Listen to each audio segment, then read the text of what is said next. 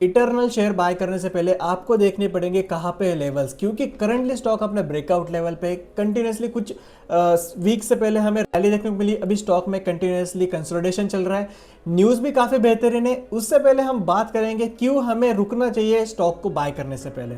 So currently we are on one day time frame of Eternal, जहाँ पे stock अपने currently breakout level पे है। अगर हम देखें तो कुछ दिनों से यानी कि कुछ ही महीनों से हमें स्टॉक में कंटिन्यूसली रैली देखने को मिल रही है। करंटली स्टॉक 38% अप है विद इन 120 डेज और फिर से अपने रेजिस्टेंस लेवल को यहाँ पे स्टॉक टेस्ट करते हुए दिख रहा है।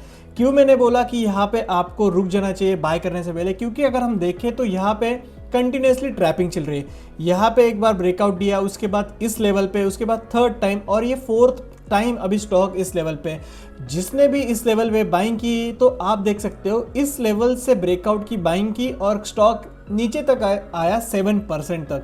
तो अगर आप सपोजली यहाँ पे फिर से बाइंग करोगे आने वाले टाइम में ब्रेकआउट के बाद, तो स्टॉक फिर से 5 to 7% की नीचे तक रिस्क दे सकता है। क्यों? क्योंकि स्टॉक में पीछे के साइड एक हेवीली रेजिस्टेंस है।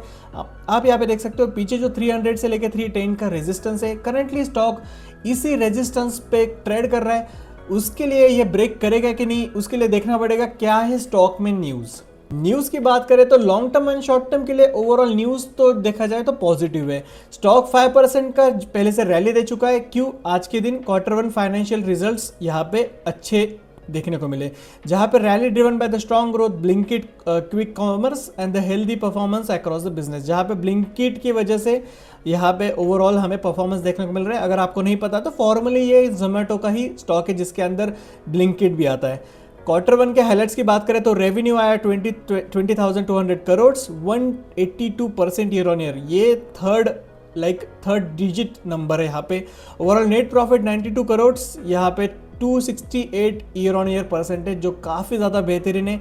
इबिटा भी काफ़ी बेहतरीन है। Blinkit turn EBITDA profitable for the first time, जहाँ पे इतने सालों में ब्लिंकिट ने फर्स्ट टाइम इबिटा को प्रॉफिटेबल किया है, जो एक पॉजिटिव सिग्नल्स देता है इन्वेस्टर को। स्टॉक क्यों बढ़ा? क्योंकि ब्लिंकिट्स के प्रॉफिट्स अच्छे थे, strong growth potential overall commercial में देखने को मिला। और अगर हम स्टॉक के लेवल्स की बात करें, हम चलते हैं चार्ट्स पे। Currently we are on 15 minutes time frame. अगर मैं यहाँ पे देखूँ तो स्टॉक ने ओपनिंग दी, उसके बाद सर्टनली कंटिन्यूसली बाइंग हमें स्टॉक में देखने को मिली।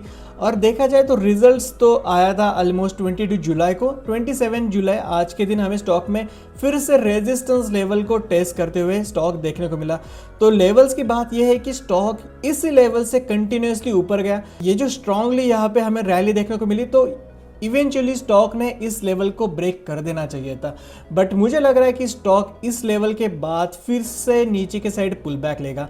अगर हम कब पता चलेगा कि स्टॉक ब्रेक कर देगा? जब स्टॉक यहाँ पे पुल बैक लेगा और फिर से अपने रेजिस्टेंस को इस लेवल को टेस्ट करके एक हायर लो क्रिएट कर देगा, तब स्टॉक में हमें कंफर्मेशन मिल जाएगा कि ये स्टॉक इस लेवल को ब्रेक करने वाला है। बट उससे पहले चलते हैं क्या है स्टॉक में नेगेटिव न्यूज़, वो जानना पड़ेगा, नहीं तो स्टॉक फिर से नीचे के साइड गिरना स्टार्ट कर देगा। सबसे पहले बात करते हैं ब्रोकरेज व्यू की, जहाँ पे जेफरीज, CLSA, हर कोई ब्रोकरेज करंटली यहाँ पे पॉजिटिव है, remains positive on the internal. Analyst expect कर रहे हैं Blinkit to become the biggest growth driver over the few years. आने वाले कुछ साल में ये और भी ज़्यादा बेहतरीन परफॉर्मेंस करेगा। पॉजिटिव्स की बात करते हैं, Blinkit achieve the its first EBITDA profits, जहाँ पे स्ट्रॉन्ग रेवेन्यू ग्रोथ है। Food delivery business remains resilients. Hyperpure districts continue scale. जहाँ पे रिस्क की बात करें तो intense competition from the Swiggy. आपको पता होगा स्विगी का इंस्टामार्ट यहाँ पे हेवीली कंपटीशन है। अदर्स कॉमर्स प्लेयर्स की बात करें तो ज़ोमैटो की तरफ से हमें यहाँ पे कंपटीशन देखने को मिलता है। कंटिन्यू इन्वेस्टमेंट इज एक्सपांशन में कीप द मार्जिन वोलेटाइल, जहाँ पे जो इन्वेस्टमेंट यहाँ पे जो कंटिन्यूसली चल रहा है, जहाँ इसके कारण हमें मार्जिन में वोलेटिलिटी देखने को मिल सकती है। High valuation leaves limited room for the earning disappointments, जहाँ पे वैल्यूएशन काफ़ी ज़्यादा बढ़ रही है। अभी आप देख सकते हैं कंटिन्यूसली स्टॉक ग्रो पे है, तो यहाँ पे अर्निंग्स डिसअपॉइंटमेंट कर देती है और उसी के कारण हमें स्टॉक में फिर से गिरावट या फिर प्रॉफिट बुकिंग देखने को मिलती है। आइए चलते हैं चार्ट्स पे, बात करते हैं कहाँ पे रहेंगे बाइंग के लेवल्स। अगर बात करें आने वाले दिनों में कहाँ पे रहेंगे बाइंग लेवल्स, तो मुझे लग रहा है जब तक स्टॉक इस लेवल को ब्रेक ना कर दे, ठीक है, ऑलमोस्ट अपने 300 लेवल जो एक काफ़ी ज़्यादा सेंटिमेंटल लेवल है, इसको ब्रेक ना कर दे, तब तक आप इस स्टॉक में नज़र रखिएगा। बट अगर ये ब्रेक करने से पहले गिरना स्टार्ट कर दिया। तो मुझे लग रहा है कि आप गिरते हुए स्टॉक में, जबकि अगर हम फिबोनाची टूल का यूज़ करें तो यहाँ पे हम देख सकते हैं ये जो 260 से लेकर 270 के पॉइंट के लेवल से ये काफ़ी ज़्यादा स्वीट स्पॉट है जहाँ पे आप स्टॉक में निवेश कर सकते हो अगर आप पहले से इन्वेस्टेड हो।